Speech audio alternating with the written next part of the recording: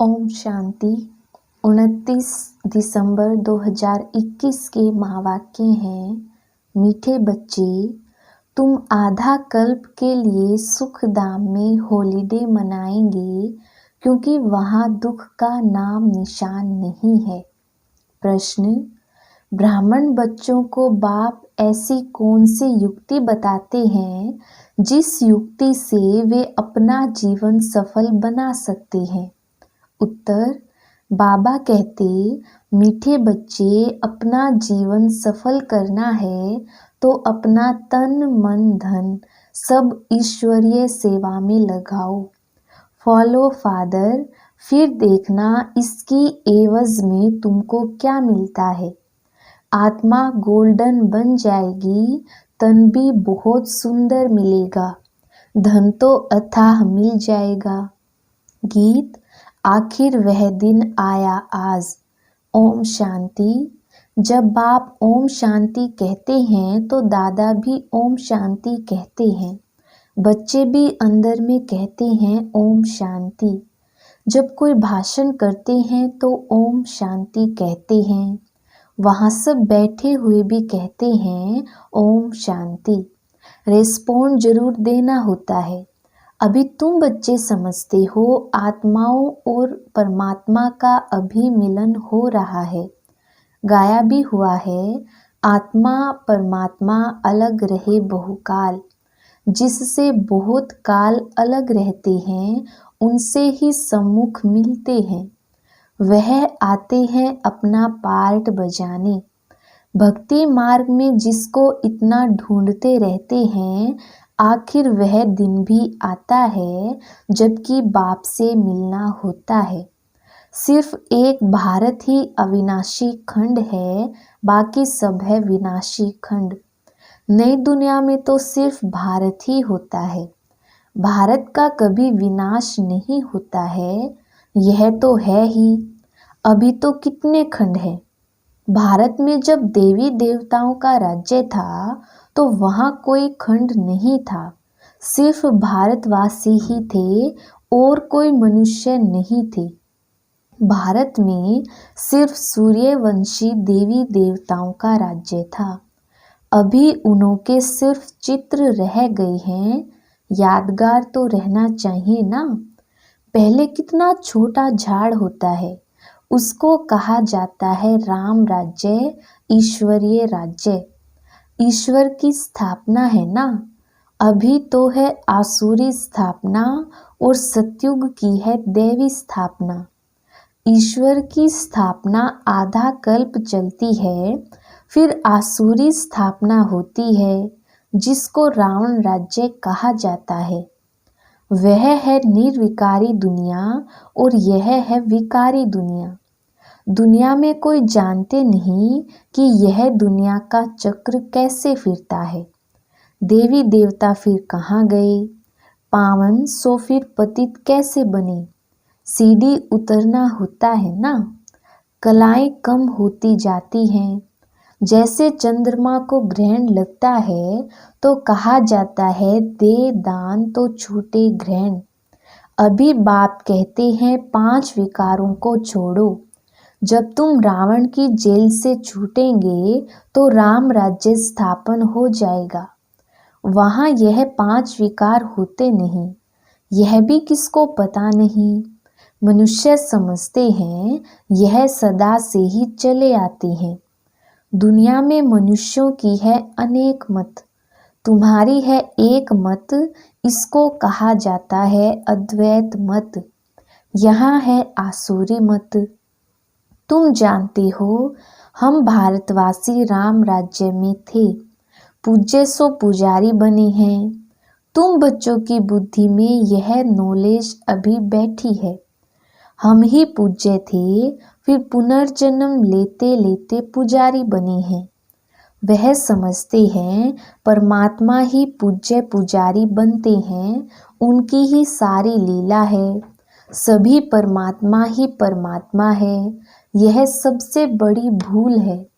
अभी तुम बच्चों को तो खुशी होती है, जिस बाप को आधा कल्प याद किया है अब वह मिला है।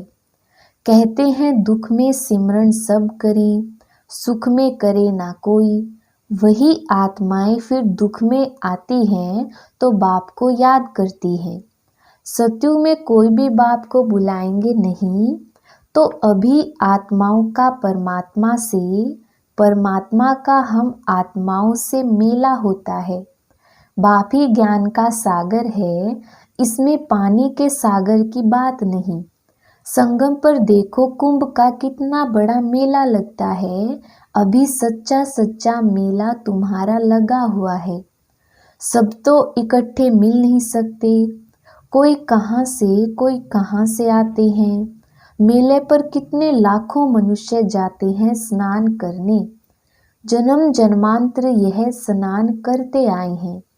कहते हैं यह मेला लगता ही रहता है, छोटा और बड़ा कुंभ भी कहते हैं। अब बाप तो एक ही बार आते हैं पतितों को पावन बनाने।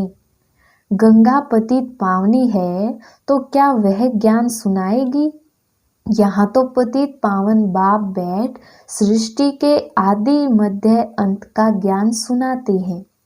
बच्चे जानते हैं अभी दुनिया की हालत क्या है, विनाश तो बच्चों ने देखा है। अर्जुन तो यह ब्रह्मा ठहरा ना, यह तो है मनुष्य का रथ। यह बताते हैं हमने विनाश भी देखा, अपनी राजधानी भी देखी तब छोड़ा। घर आदि सब कुछ फट से छोड़ दिया, विनाश तो होना ही है, यह कोई नई बात नहीं है। यह है ईश्वरीय दरबार, इसमें कोई पतित को बैठना नहीं चाहिए, नहीं तो वह एकदम रसातल में चला जाएगा पतित बनने से। इसलिए पतित को आने का हुक्म ही नहीं है। ऐसे कोई आ जाते हैं, समझते हैं इन्हों को क्या पता कि हम विकार में गए। यह बड़ी गंदी चीज है। विलायत में 4-5 बच्चे पैदा करने वालों को इनाम मिलता है। सतयुग में तो एक ही बच्चा होता है, सो भी विकार की वहाँ बात नहीं। वहाँ तो रावण राज्य ही नहीं, वह है राम राज्य। कन्या शादी कराती है तो कन्या को गुप्त रीति से बहुत कुछ देते हैं जो किसको पता नहीं पड़ता। बाप भी कहते हैं बच्चे तुमको गुप्त दान देता हूँ, किसको पता पड़ता है क्या हम क्या दे रहे हैं। यह है गुप्त, कोई समझ नहीं सकते कि यह बीके विश्व के मालिक बनेंगे। यह तुम अभी समझते हो, हम विश्व के मालिक थे, फिर 84 जन्म लेते हैं। हम कल्प कल्प बाबा से वर्षा लेते हैं। कहते हैं बाबा हम कल्प कल्प आपसे मिलते हैं, कल्प पहले भी मिले थे। बाबा को ही राम कहते हैं, राम त्रेता वाला नहीं, उनको तो सिर्फ उनका बच्चा ही बाबा कहेगा। यह तो है बेहद का बाप। अब बाप तुम बच्चों को कहते हैं, तुम बच्चों को दैवी गुण धारण कर ऐसा बनना है। इन देवी देवताओं की कितनी महिमा करते हैं, परंतु समझते कुछ भी नहीं। कहते हैं अच्युतम केशवम, अब कहाँ राम कहाँ नारायण, सबको मिला देते हैं, अर्थ कुछ भी नहीं निकलता। अभी तुमको नटशेल में सब कुछ समझाया जाता है। द्वापर से लेकर यह भक्ति मार्ग शुरू होता है। 84 का चक्र लगाकर नीचे उतरना ही है। 84 जन्म गाए जाते हैं। बाबा ने पूछा यहाँ तुम बैठे हो तो क्या सब 84 जन्म लेंगे या कोई 80-82 भी लेंगे? क्या सब पास होंगे? क्या भागंती हो जाने वालों के जन्म कम जास्ती नहीं होंगे? अवस्था अनुसार ही हरेक का पार्ट होगा ना। बहुत हैं जो आश्चर्यवत भागंती हो जाएंगी, फिर सतयुग में कैसे आएंगे? वह तो प्रजा में भी बहुत देरी से आएंगे क्योंकि गलानी करते हैं। इतने सब थोड़े ही सूर्यवंशी में आ सकते हैं। नंबरवार पुरुषार्थ अनुसार माला बनती है। बाप तो ज्ञान का सागर है, कौन सा उसमें ज्ञान है यह भी कोई नहीं जानते हैं। तुमको अब ज्ञान मिल रहा है, वह तो सिर्फ स्तुति करते हैं, समझते कुछ भी नहीं। इसको कहा जाता है भक्ति मार्ग। त्योहार भी जो मनाए जाते हैं वह है सब इस समय के, जो फिर बाद में मनाए जाते हैं। तुमको तो आधा कल्प सुख में हॉलीडे मिल जाती है, कभी दुख का नाम नहीं देखेंगे। हॉलीडे हो जाता है क्योंकि तुम पवित्र हो जाते हो ना। बाप समझाते हैं तुम्हारा यह अंतिम जन्म है। जब रावण राज्य शुरू होता है उसको मृत्यु लोक कहा जाता है। मृत्यु लोक मुर्दाबाद, अमर लोक जिंदाबाद होता है। सुख और दुख राम और रावण का यह खेल है। राम द्वारा तुम राज्य पाते हो, रावण द्वारा तुम राज्य गंवाते हो। बाप कहते हैं तुम अपने जीवन को नहीं जानते हो और कोई ऐसे कह ना सके, बाप ही बतलाते हैं। वह तो 84 लाख कह देते हैं, फिर तो कल्प की आयु लाखों वर्ष हो जाती है। कुछ भी बुद्धि में नहीं आता जो इन बातों को समझ सके। कल्प की आयु भी रोंग लिख दी है, यह शास्त्र आदि सब भक्ति मार्ग की है। तुम बच्चों को कितना सहज समझाया जाता है, आगे चलकर और अच्छी रीति समझाएंगे। जब कोई मरता है तो उस समय सिर्फ थोड़ा वैराग्य आता है, उसको कहा जाता है शमशानी वैराग्य। शमशान से बाहर निकल मार्केट में गए तो खलास, जाकर मांस मदिरा खरीद करेंगे। तुम बच्चों को इस समय है सारी पुरानी दुनिया से वैराग्य। बाबा समझाते हैं वैराग्य 2 प्रकार का है। निर्वृत्ति मार्ग वालों का है हद का वैराग्य, वह प्रवृत्ति मार्ग के लिए ज्ञान देंगे ही नहीं। दोनों पवित्र बनो यह वह कह नहीं सकते, गीता वह सुना ना सके। तुमको तो ज्ञान सागर से ज्ञान मिलता है, वह समझते भी हैं परंतु उनको डर रहता है। आगे चलकर मान लेंगे बरोबर गीता कृष्ण ने नहीं सुनाई। अगर अब कहेंगे तो उनके सब फॉलोअर्स भाग जाएंगे, फट से कहेंगे इनको बीके का जादू लगा है। अब बाप समझाते हैं अगर देवता बनना है तो दैवी गुण धारण करो। मुख्य बात है पवित्रता की। यहाँ मनुष्यों का खान पान ही देखो कितना आसुरी है। जन्म जन्मांतर की पाप आत्माएं हैं, पुण्य आत्मा एक भी नहीं है। अभी तुम बन रहे हो। सतयुग में सब पुण्य आत्माएं होती हैं, वहाँ है ही श्रेष्ठाचारी पावन, यहाँ है भ्रष्टाचारी पतित। सतयुग में 5 विकार होते नहीं। राम राज्य रावण राज्य में कितना फर्क पड़ जाता है। इनको तो रावण राज्य कहेंगे ना। पतित पावन एक ही गॉड फादर है, तुम जानते हो वह हमारा बेहद का बाप है। बेहद के बाप रचयिता को रचना याद करती है। बाबा ने समझाया है सतयुग में है एक बाप, फिर होते हैं 2 बाप, लौकिक और पारलौकिक। तुमको है 3 बाप, लौकिक पारलौकिक अलौकिक। भक्ति मार्ग में लौकिक बाप होते भी पारलौकिक बाप को याद करते हैं। यहाँ तो यह वंडरफुल है, बाप और दादा दोनों बैठे हैं। यह भी तुम बच्चे जानते हो, फिर घड़ी घड़ी भूल जाते हो। प्रजापिता ब्रह्मा तो गाया हुआ है ना, वह अभी ही मिलता है। प्रजापिता ब्रह्मा है साकार, वह है निराकार। निराकार और साकार दोनों इकट्ठे हैं। दोनों का हाईएस्ट पोजीशन है, इनसे बड़ा कोई होता नहीं। और कितना साधारण रीति बैठे हैं। पढ़ाई भी कितनी सहज है बच्चों के लिए। बाप सिर्फ कहते हैं अपने को आत्मा समझो। आत्मा अविनाशी है, यह देह विनाशी है। एक शरीर से आत्मा निकल जाकर दूसरा शरीर लेती है। तुमको रोने की दरकार नहीं है। मनुष्य शरीर को याद करने से रोते हैं। तुमको रोने की दरकार नहीं। सत्युग में कभी रोते नहीं, वहाँ है ही मोह जीत। यह सब बातें तुमको संगम पर ही समझाई जाती हैं। तुमको यह लक्ष्मी नारायण का चित्र देखकर बहुत खुशी होनी चाहिए।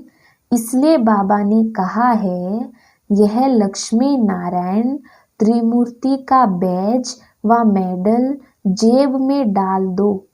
घड़ी घड़ी पॉकेट से निकाल कर देखो, ओहो हम तो यह बनने वाले हैं। बहुत खुशी होगी। औरों को भी दिखाकर खुश करो कि हम यह बन रहे हैं। देखने से खुशी होगी। मैं तो शिव बाबा का बच्चा हूँ, मुझे किसी बात की क्या परवाह करनी है। कुछ घाटा पड़ा सो क्या। हम तो भविष्य 21 जन्मों के लिए पद्मपति बनते हैं। देखो बाबा ने सब कुछ दे दिया, फिर फायदे में है या घाटे में है। बाबा अब सम्मुख समझा रहे हैं, तुम्हारा यह धन दौलत सब कुछ मिट्टी में मिल जाने वाला है। अपना जीवन सफल करना है तो अपना तन मन धन इसमें लगाओ, फिर इनके एवज में देखो तुमको क्या मिलता है। आत्मा भी गोल्डन बन जाती तो तन भी सुंदर, धन तो अथाह रहता है। अच्छा, मीठे मीठे सिकिलधे बच्चों प्रति मात पिता बाप दादा का याद प्यार और गुड मॉर्निंग। रूहानी बाप की रूहानी बच्चों को नमस्ते। हम रूहानी बच्चों की रूहानी बाप दादा को याद प्यार गुड मॉर्निंग और नमस्ते जी। धारणा के लिए मुख्य सार। पहला पॉइंट है, मैं शिव बाबा का बच्चा हूँ, मुझे भविष्य 21 जन्मों के लिए पद्मपति बनना है। इसी खुशी में रहना है और सबको खुश करना है। किसी बात की परवाह नहीं करनी है।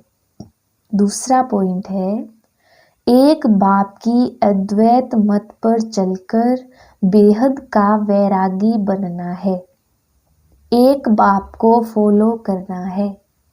वरदान, रुहाब और रहम के गुण द्वारा विश्व नव निर्माण करने वाले विश्व कल्याणकारी भव। विस्तार, विश्व कल्याणकारी बनने के लिए मुख्य 2 धारणाएं आवश्यक हैं।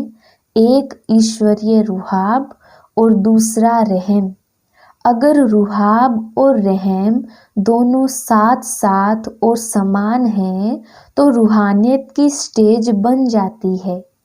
तो जब भी कोई कर्तव्य करते हो व मुख से शब्द वर्णन करते हो तो चेक करो कि रहम और रुहाब दोनों समान रूप में हैं।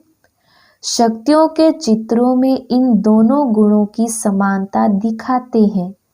इसी के आधार पर विश्व नव निर्माण के निमित्त बन सकते हो।